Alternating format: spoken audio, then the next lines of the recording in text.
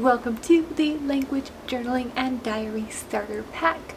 So I'm going to be sharing with you, first of all, my language journaling and diary tips and how to choose which one is best for you, specifically for your language learning needs, whether you prefer a diary or a journal, and what the difference is between those two, and which one will help you maximize your time and energy and resources for your target language so that you can move on toward your path toward fluency. So the language journal, that is the first one we're going to start with here. And essentially what a language journal is, starting each day with a topic that is usually prepared for you, some kind of prompt, something to follow. And this is more abstract. It can be absolutely anything you'd like to write about. And for the diary, this is a bit different. It's more of a reflection of your learning. It's more of a day-to-day activity of, this is what I did today, this is what I'm thinking today, this is how I feel today. And this is more fluid, whereas the journal, it can be abstract topics, like I mentioned. It can be like, what would you do if you had a year to spend in the country that speaks your target language? Something like that, like a prompt. And then you imagine, okay, this is what I might do, create a story, create some kind of response. That could be a journal response. Whereas a diary is more personalized and it is more of a record of events in your life. And of course, either of these you can do within your target language. As far as deciding which one would be best suited for you, now that is a very personal decision, and deciding between a journal or a diary is going to depend on a few things here. First of all, for a journal, this is good for more structure. So if you'd like to choose something with prompts, and so an example of this would be like for my journals, what I do is I have like a January journal. And then when I start, I say, okay, well, let's start with day one. I have my prompts already done for me. So my prompt is ready for me to respond to. And then all I have to think about is the response to my prompt. So this is a good option for people who don't want to think about what they're writing about, who want to just have something already ready for them and then just write and respond, or just have some assistance in that area and to have a bit more structure. Now, these are actually available within the study shop in the link down in the bio here. Also, we have the diary approach. So I'm going to show you, this is my journal approach. Now, my diary approach, this does not have any kind of prompt. This is completely free flow. And this is my Chinese diary. And honestly, this diary that I have here it's kind of a little less of a diary and a more journal-like, but the concept here is the same for a diary, in that you start with the date. So I use my diary writing to start with the date, practicing writing the date in Chinese, and then I'll write about whenever I'm doing that week. So sometimes it'll be more like diary. It's difficult with the limited vocabulary that I have in Chinese. Sometimes it'll be like, okay, today I did this, I like this today, I would like to do this, I feel this, and that is the diary approach. The journal approach, which I've somewhat mixed into this, is practicing prompts like, what is the daily routine, describing that.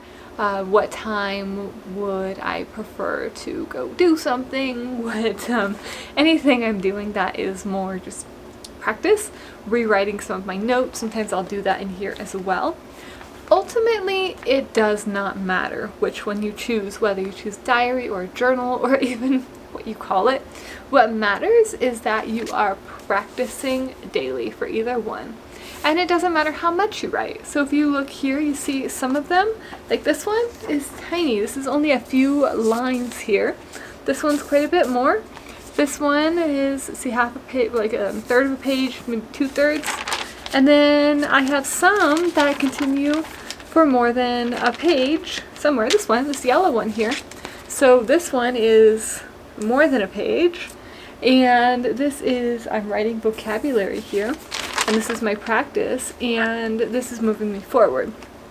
The concept here, the biggest takeaway that you should have is that what is crucial for your language improvement and what you develop as a result of journaling or writing a diary is that daily practice that makes you use the language every single day, that keeps your brain thinking in that language, that has that repetition for writing dates, for example, and that requires you to actively use that language each day so that the usage of it starts to work its way into your long-term memory. And that's what this does. Whatever you're writing, that's what it'll do as long as you are consistent with it and as long as you are writing something, even if it's only a sentence or two. If you're a beginner in that language, that is still going to move you forward. And honestly, it's better if you can only write a little bit and do it each day than it is to write several pages and then put it away for months and then say, okay, I'm gonna write pages again and then put it away.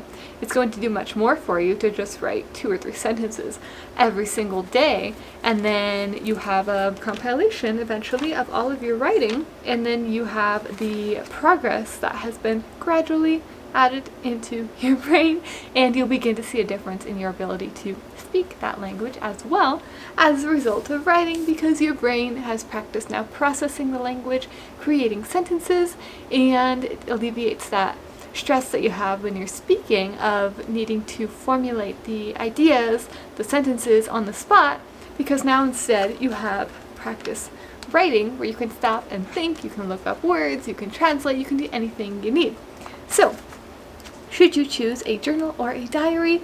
That choice is up to you. A diary, this is completely free to start something like this because all you need is paper. You can have a notebook. You can get a notebook like this, and I use graph paper for my Chinese writing because of the characters. For writing in a different languages like my Spanish or my French, I would just use lined paper probably, but you just grab paper, a notebook, and you get started writing each day, and you label your entries with the dates, and that's it. You can condense space by writing multiple entries on the same page like I've done here. You can color code to just help you organize and make the process more fun like I like to do here.